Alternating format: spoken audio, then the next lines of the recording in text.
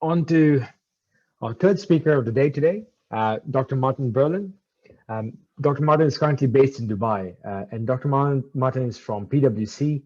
He brings over 12 years of experience working in senior strategy and operational positions at real estate development companies in the Middle East. With key experience in McKinsey & Co., he combines a consulting advisor's perspective with operational expertise that he acquired while working for Procter & Gamble and Dubai Holdings. Dr. Berlin will be sharing the value creation for hospitality assets in the new normal. On to you, Dr. Martin. Thank you very much. And I hope you can see my screen because it's now on full screen on my end.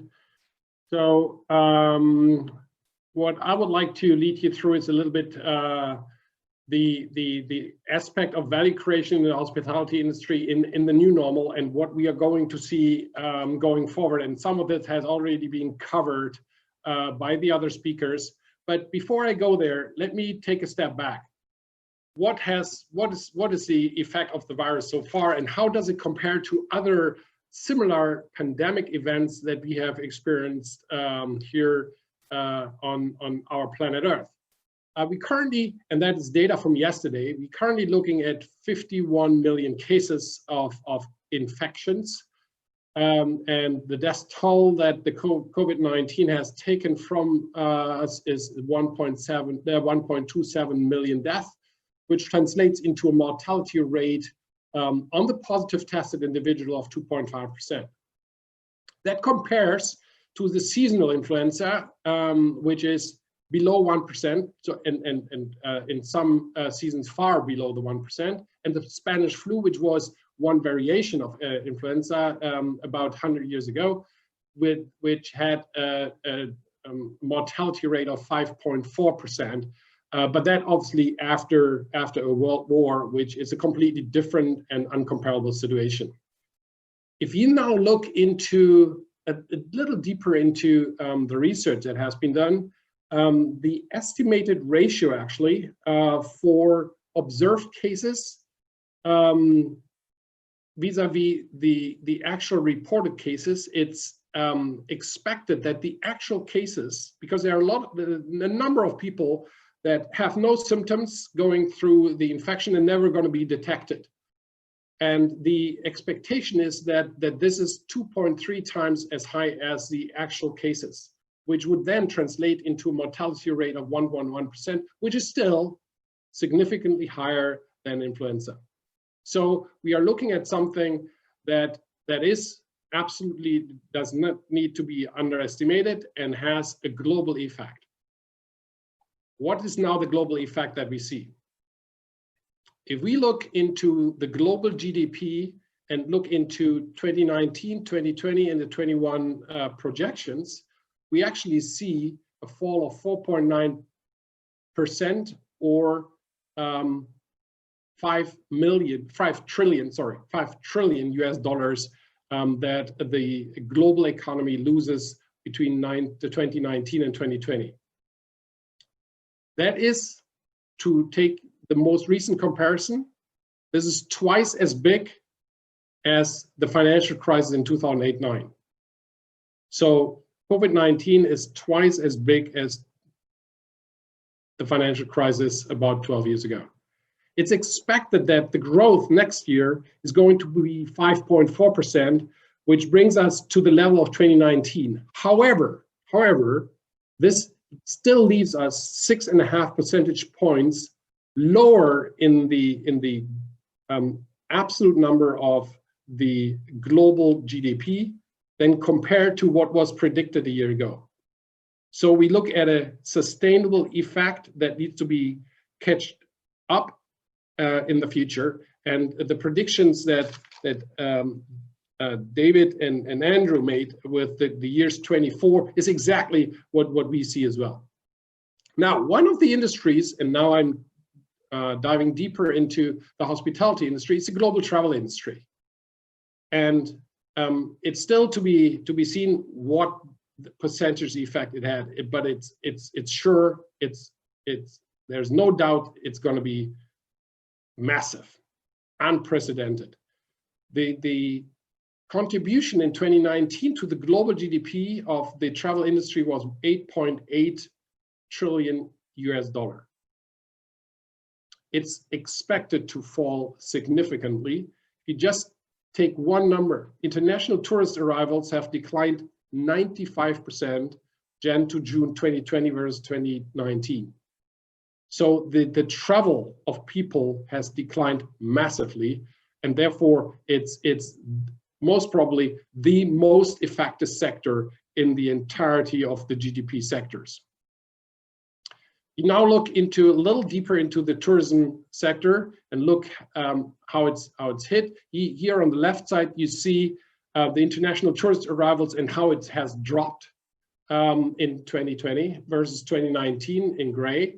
And now we are looking at wave 2, at a second wave, which in most of the cases of such pandemics is, in terms of the infections, more severe than the first one.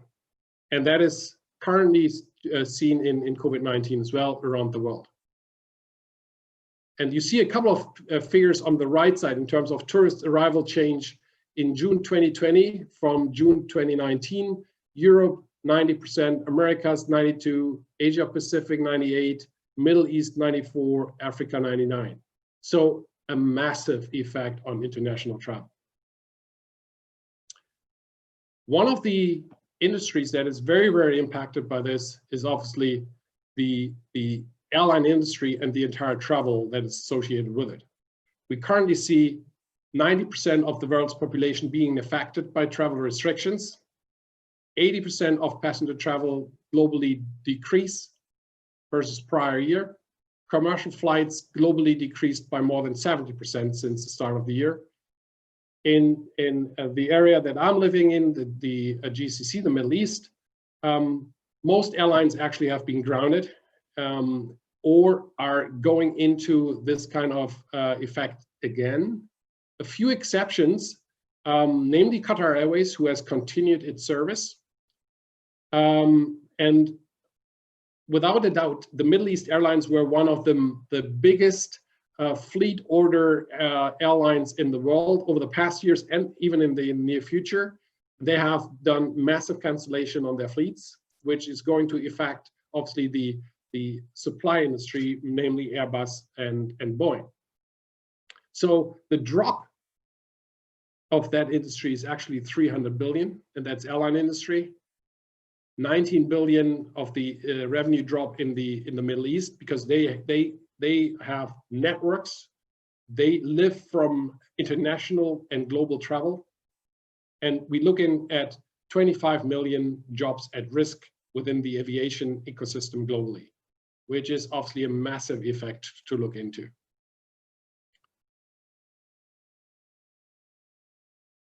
Major impact. Hotel performance has declined at unprecedented levels. The hospitality MICE sector is heavily dependent on global air travel here in the Middle East, and not only in the Middle East. It's heavily dependent in other countries as well. It's basically gone to zero. It has been further accentuated here in places like Dubai and the UAE, because they have been very, very dependent on international tourist travel.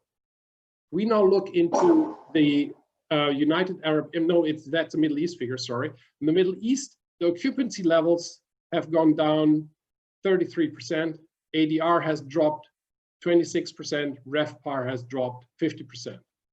And we are currently looking at a recovery that looks a little bit like, I always describe it as swoosh shape, like the Nike logo. And you see it on the right side. We are currently looking at an occupancy rate of 50%, which is very, very dependent on international travel, which we currently see going down again because of the second lockdown in Europe.